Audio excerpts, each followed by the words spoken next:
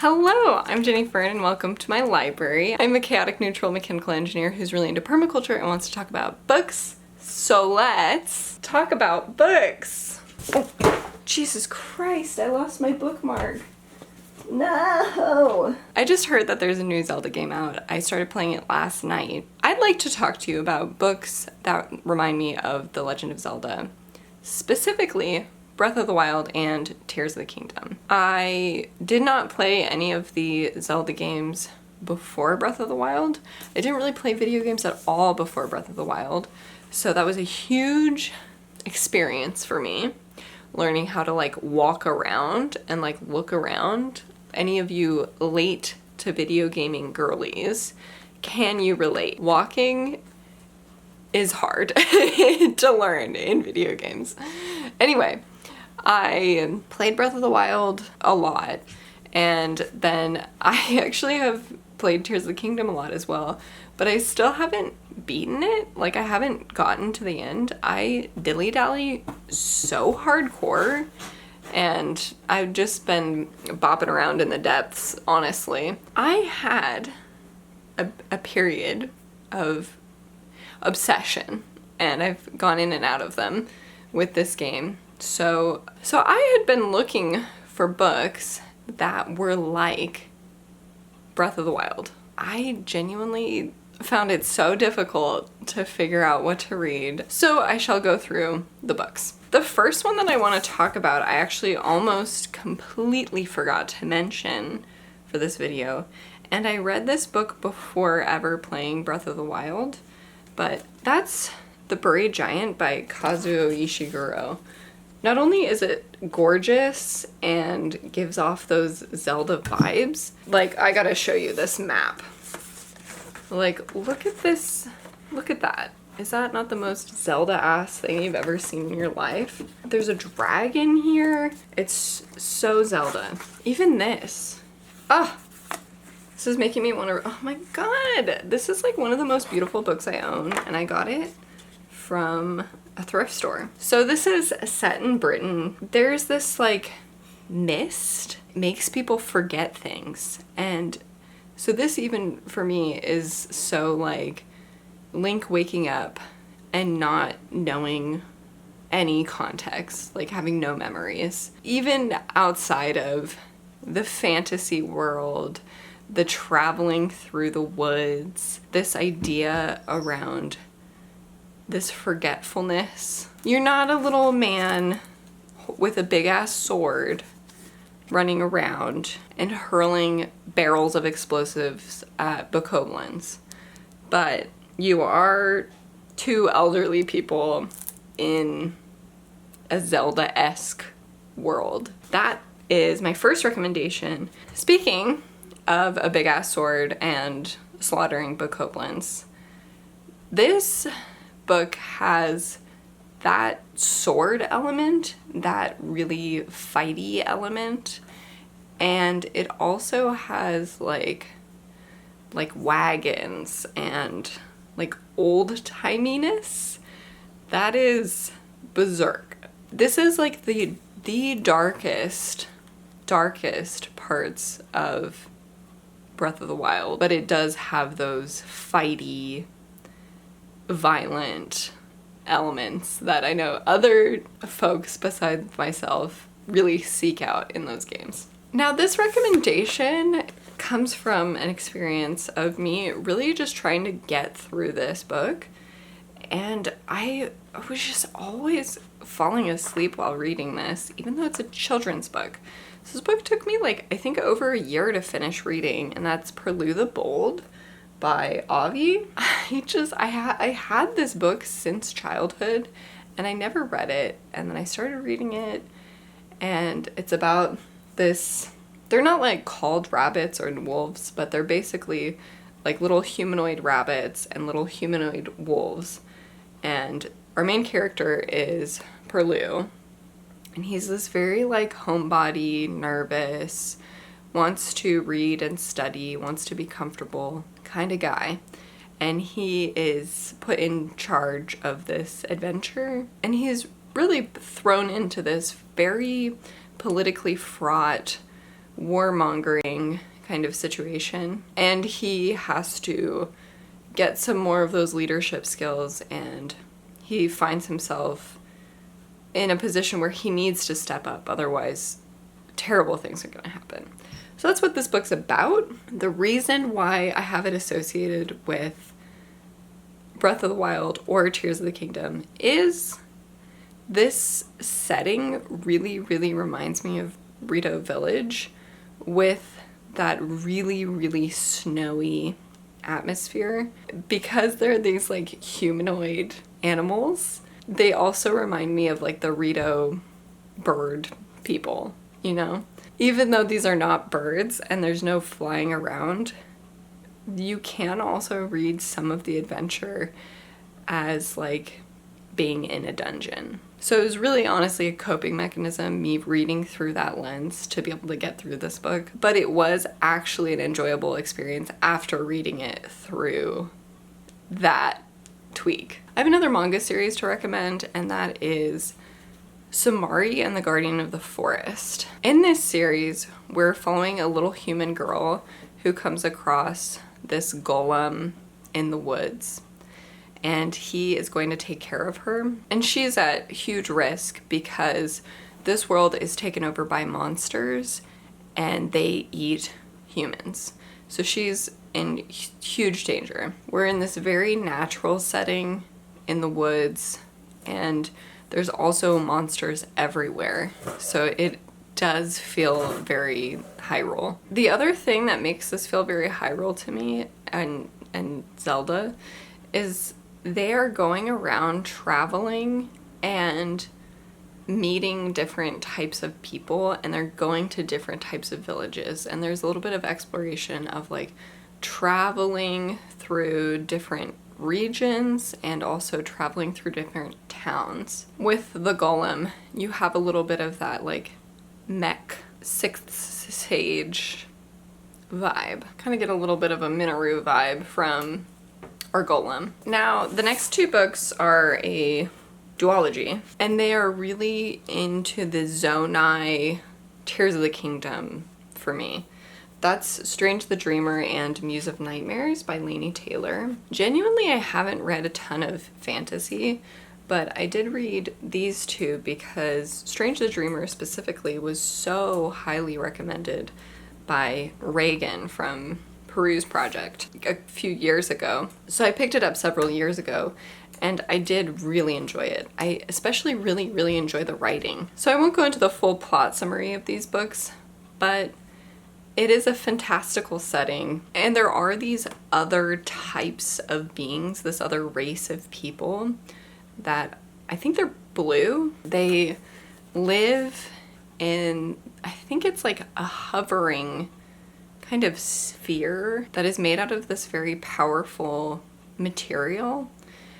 And for me, this just seems really Zoni, or kind of like the divine beasts. And I really hope I'm not misremembering this, but I think it's like this floating magic metal, kind of like a ship, like a divine beast that these different beings are in. So it just gives that Zoni vibe. I have another manga to recommend, and it's Fren. I heard somebody say this in real life, and they say it differently, but I can't for the life of me remember how it's said. So I'm just gonna say Fren.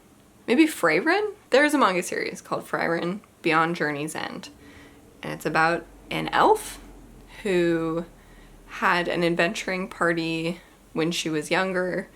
It was like 10 years of her life. The people that she was with were various, like, it's kind of like a D&D campaign. So there's like a human fighter kind of character, there's like a dwarf character, and there's a cleric, and she's this very intensely magical elf.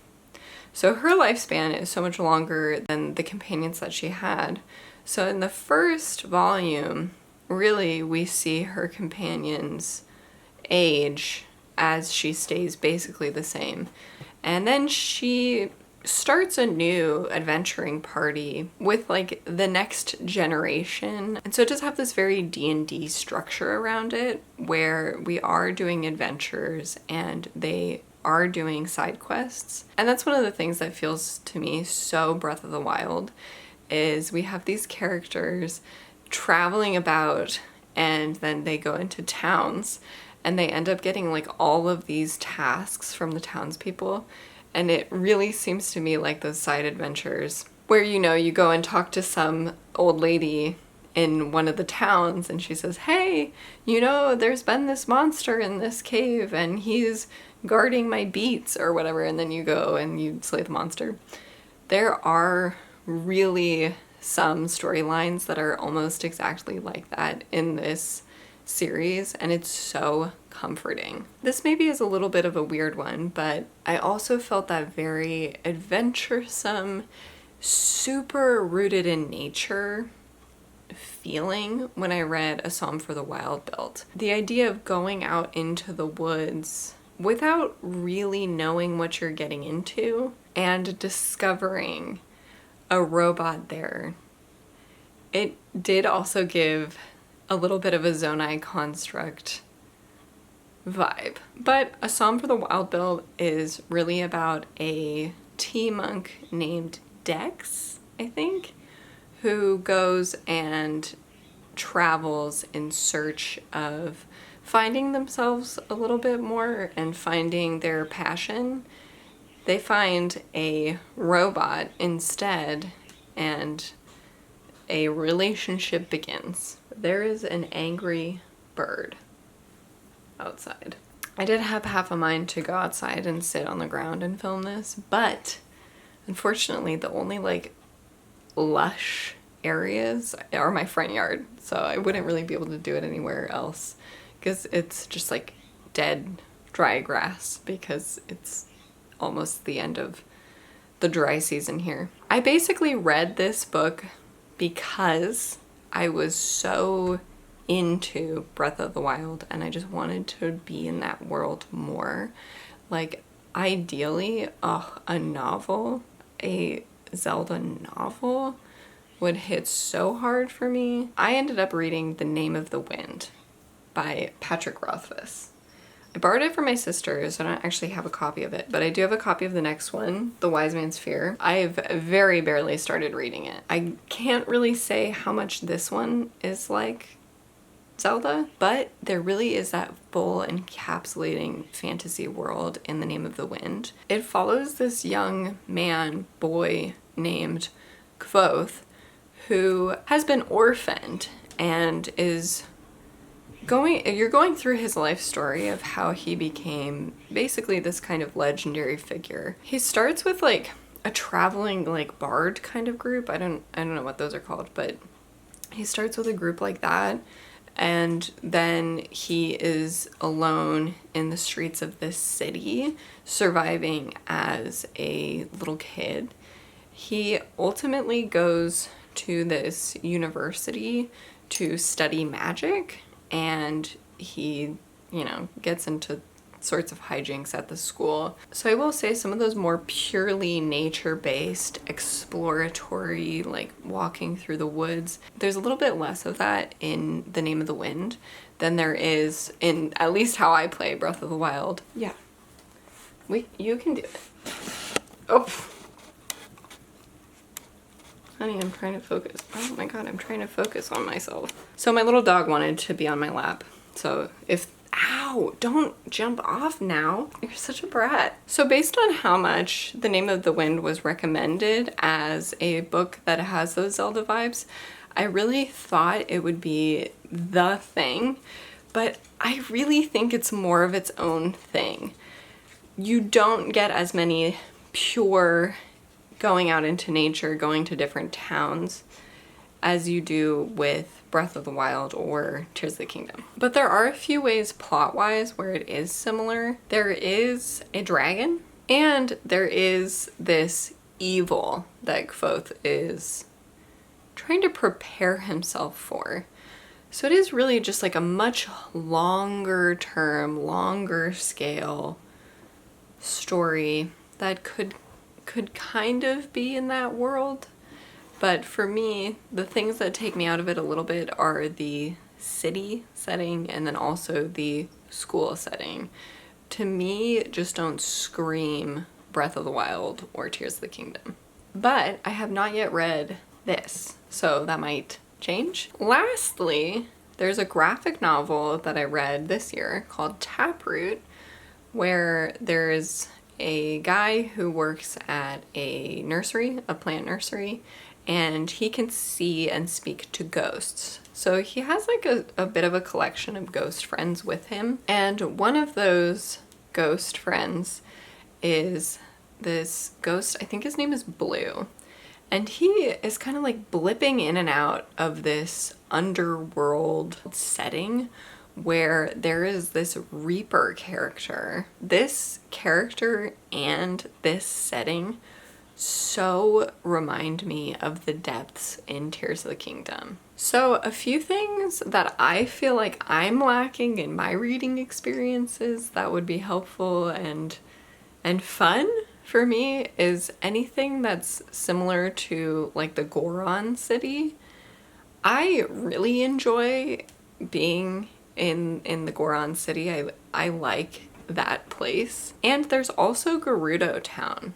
I would also love something that has that ambiance. I have to say my least favorite city to be in is the one with all the fish, which I can't even remember what it's called because I just don't really hang out there very much. So if you have any recommendations at all that are similar to The Legend of Zelda, including anything that's not specifically Breath of the Wild or Tears of the Kingdom, I would really be interested in hearing your recommendations.